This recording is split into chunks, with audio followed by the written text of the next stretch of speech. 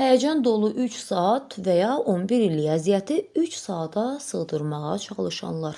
Ötən gün imtahan keçirilən şəhər və rayonlarda ümumilikdə 58 mindən çox şagird imtahan verdi. Hər zaman olduğu kimi razı və narazı qalanlar var idi.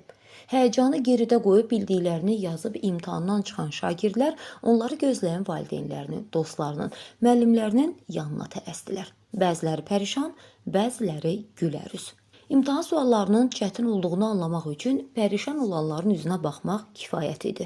Bəzi şagirdlərin demək istədiyi kimi, insaf da dinin yarısıdır.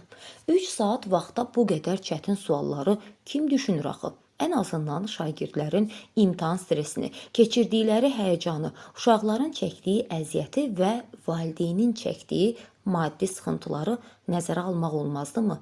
11 illik zəhməti 3 saata necə yerləşdirmək olar axı? Sosial şəbəkələrdə yazılanlardan, təhsil ekspertlərinin, müəllimlərin, abituriyentlərin fikirlərindən irəli gələn nəticə ondan ibarətdir ki, dünən son illərdə keçirilən ən çətin buraxılış imtahanı olub. Açıq suallar, dinləmələr, esselər, düşündürücü və vaxt tələb edən sualları hazırlayarkən minlərlə gecəsini gündüzünə qatan şagirdlərin əziyyəti hesaba alınmalıydı axı. Təhsil eksperti Elçin Əfəndiyevin dediyi kimi, deyəsən bu dəfəki suallar Elm və Təhsil Nazirliyinin tədris proqramına və dərsliklərinə əsaslanmırmış və Türkiyə, Gürcüstan, Cəbəlli Tarix tədris proqramına və dərsliklərinə uyğun imiş. Məktəblərdə bundan sonra bu ölkələrin tədris proqramını keçin. Hərçənd ki, heç orta məktəblərdə düz əməlli dərs də keçilmir. Hamı boğazından, geyimindən kəsib uşağını hazırlığa göndərir ki, bəlkə fərdi nəsə öyrəndi. O da ki, bu ilin sonunda yaranan vəziyyət göz önündədir.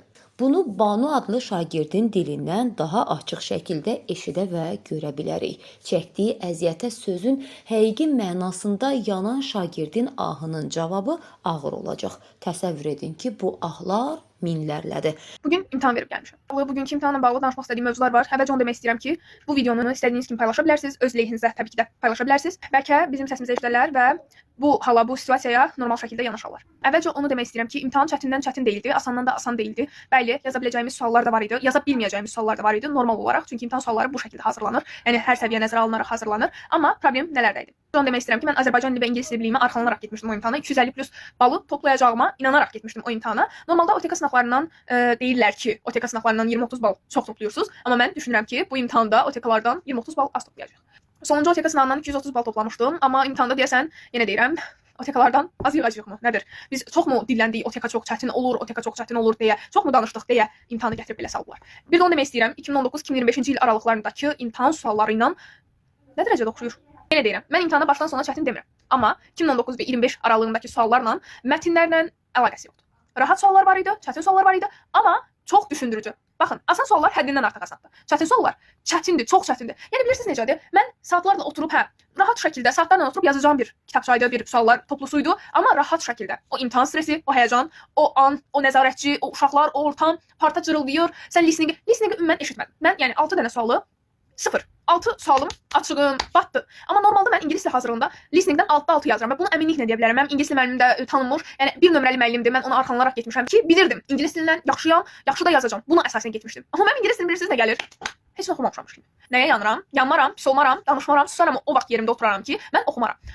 Yəni necə ola bilər ki, gecəsini gündüzünə qatıb oxuyan uşaqlar gedib imtahanda belə bir halla rastlaşarlar? Sizcə bu ədalətli prosesdir? Deyirəm, suallara çətin demirəm. Suallar vaxta uyğun deyildi. Bizim 3 saat vaxtımız var, hər fəndə 1 saat vaxtımız. Kodlaşdırmanı da nəzərə alsaq, yarım saatda oradan çıxsaq, yeri böyük bir vaxt qalmır. Bugün imtahanda 40 dəqiqə listeningə vaxtımız gedib. Düz 40 dəqiqə. Bəli, təsəvvür edə bilirsiniz. 40 dəqiqə bir fənni bitirmək olar. Bir fənni. Amma mən 6 sual, həm də 0 yazdığım 6 sual üçün 40 dəqiqə bitirdim. Və bu mənə nə qədər mənfisi oldu, siz düşünün. Deyəcək çox sözüm var, amma səsim hara kimi çatacaq onu bilmirəm. Lakin bir söz demək istəyirəm, böyük haqsızlıq idi, böyük ədalətsizlik idi. Ümid edirəm bizə tək yaxşılıq olaraq ballar aşağı salarlar və təbii ki də yerdən oturub, suallar çox asan idi, hər şeyi yaza bildim deyən insanlara yeni anlamayacağam. Yəni elə bir şərh yazmaq fikrinə düşəcəksinizsə, yazmayın, qəbul eləmirəm. Həqiqətən də çünki mən də baxırdım ki, keçən ilki 2019 yenə 25 aralığında suallar işləmişəm və onları evdə oturub işləmək həqiqətən çox asandır. Məktəbdə müəllimin yanında hazırlıqda işləmək yenə deyirəm, çox asandır. Problem deyil onlar. O həyəcan, o stres, orada yaşadığımız problemlər, bunlara düşünün. Orada yaşayacaqlarımız təsir edir yazdıqlarımıza. Düşünün ki, mən bildiyim şeyləri ağlaya-ağlaya, təsəvvür edin, gözümdən yaş gəlir, kitabçaya düşür gözümün yaşı və o formada yazıram. Yəni necə başa salım bilmirəm. Bəzi storimdə bəzi paylaşımlar yerləşdirmişəm. Onlar da mənim öz sözlərim deyil, müəllimlərin sözləridir. Müəllim statuslarından götürmüşəm, elə paylaşmışam. Onlar da nəzərə alın. Təhsil sahəsinin inkişafına ayrılan milyonlarca manatın müqabilində normal çalışan dinləmə cihazlarının olmaması isə başqa bir dərddir. Arxa sıralarda oturan uşaqlar səslənən mətni eşitmədiklərini bildirirlər. Səriştəsiz işin cəzasını niyə şagirdlərə kəsirsiniz? Onların günahı nədir axı? Deyiləsi çox söz var.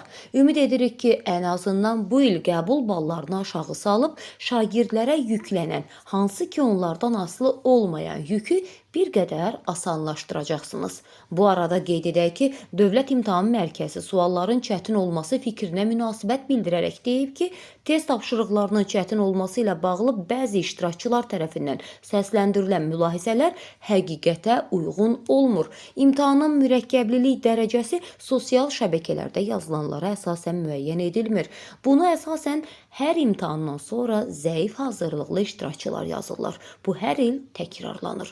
Minlərlə edilən şikayətləri nəzərə alsaq, kimin haqlı, kimin haqsız olduğuna siz qərar verin. Bu qədər zəif hazırlıqlı uşaq varsa, bu da sizin günahınızdır. Hörmətli Dövlət İmtahan Mərkəzi, Elm və Təhsil Nazirliyi.